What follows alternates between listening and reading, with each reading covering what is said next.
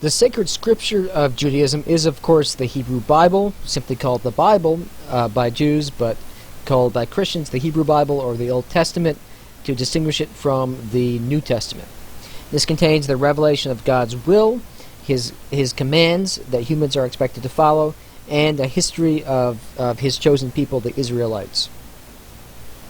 It's also called in Hebrew the Tanakh, or the Torah, which means instruction. However, the term Torah is also used to refer to the first 5 books of the Bible, the Pentateuch.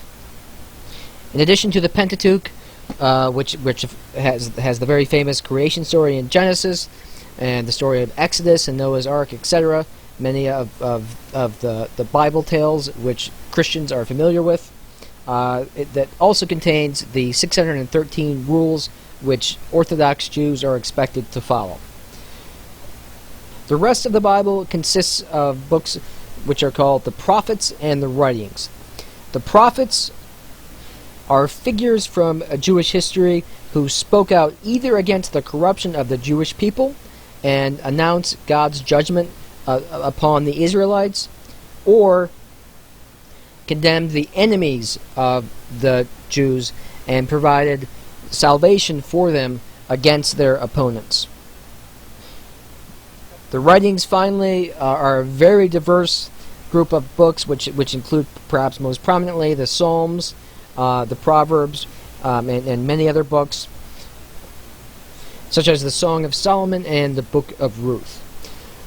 The various parts of the Hebrew Bible were written over a 900-year period.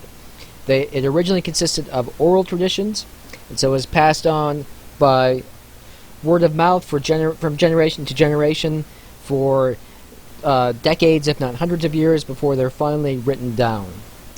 Jews believe that the Bible was, of course, inspired by God, but that it was filtered through the minds and perspectives of human authors. And I mentioned this when I discussed Zoroastrianism, but many scholars believe that the Jews may have adopted a number of very significant beliefs, such as belief in Satan being a force of evil, the Messiah, angels, the final judgment, the resurrection of the dead, from the Persians, the Zoroastrians, because these were absent in the Bible before the period of Persian rule over the Israelites and present thereafter. As I mentioned, when we discussed the Zoroastrians, in the Hebrew scripture you find a few vague references to a place called Sheol, which is a gray, dreary warehouse of souls. Not a place of absolute suffering, Sheol is little more than a synonym for death itself.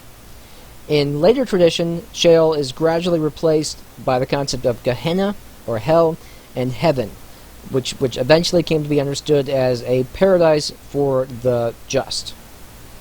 Then the idea of the resurrection of the body did not become widely accepted until after the latest books in the Bible were written.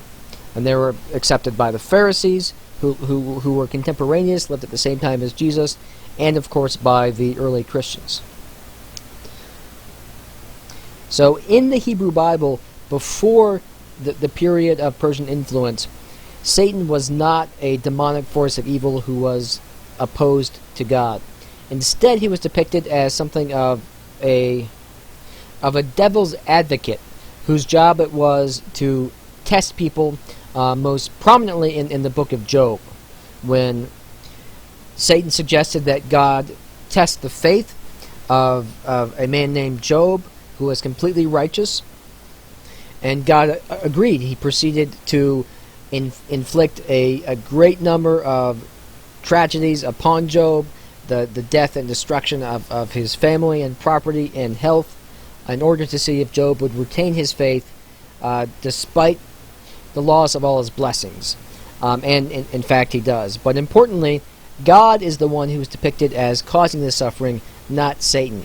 Satan is merely a figure in the story who gives God the idea. Messiah in the Hebrew language literally means anointed priest, and it was used in the early parts of the Bible to refer to anyone empowered by God to perform a specific task.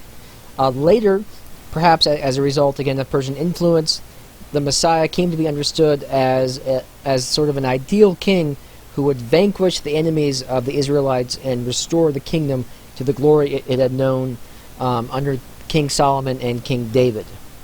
During Roman rule, when Jews were persecuted and oppressed and actually engaged in several violent rebellions against the Romans, which were summarily crushed by the superior armies of the empire, belief in the Messiah became especially powerful and widespread.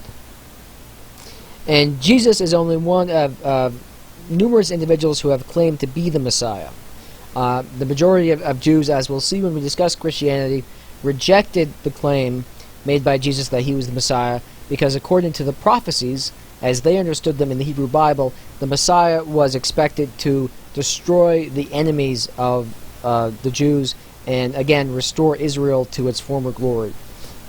And Jesus, of course, was crucified, and so in that sense failed to fulfill those expectations. So in addition to the Torah, Jews have written numerous commentaries on the Bible. These are known as the Mishnah and the Talmud, which offer applications, extrapolations, and interpretations of biblical principles. They represent debates about the meaning of the text and attempts to apply verses from the Bible to new situations and dilemmas that Jews face in their everyday life. And this rich tradition of scholarship helps explain why to this day Jews in general greatly value intellectual pursuits